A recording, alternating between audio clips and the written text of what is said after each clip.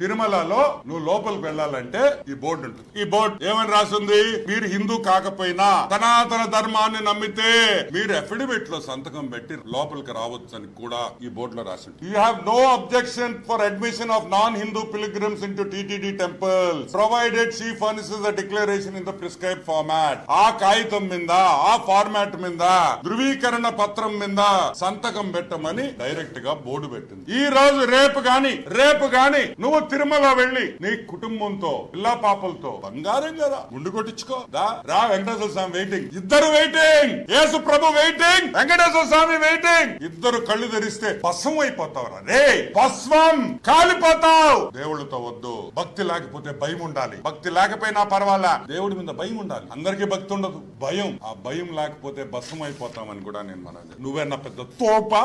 నువ్వు తోపా అని అడుగుతున్నా.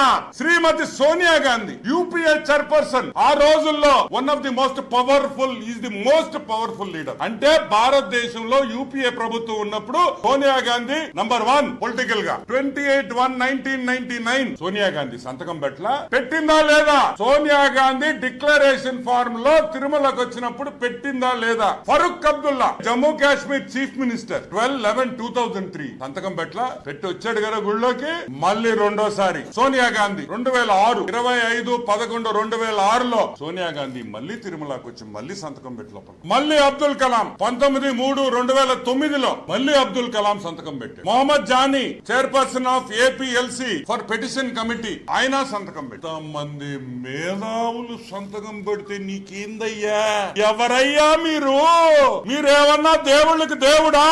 సోనియా గాంధీ మీ నాయన్ని ముఖ్యమంత్రి చేసింది సోనియా గాంధీ, ఆమె సంతకం పెట్టింది. మీరు కిస్క గొట్టం కాళ్ళు మీరు అని నేను ప్రశ్నిస్తున్నాం. Abdul Kalam president of India, ఆయన సంతకం. నువ్వు ఎవరికి వాళ్ళకన్నా గొప్ప అని మేము ఈరోజు ప్రశ్నిస్తాం.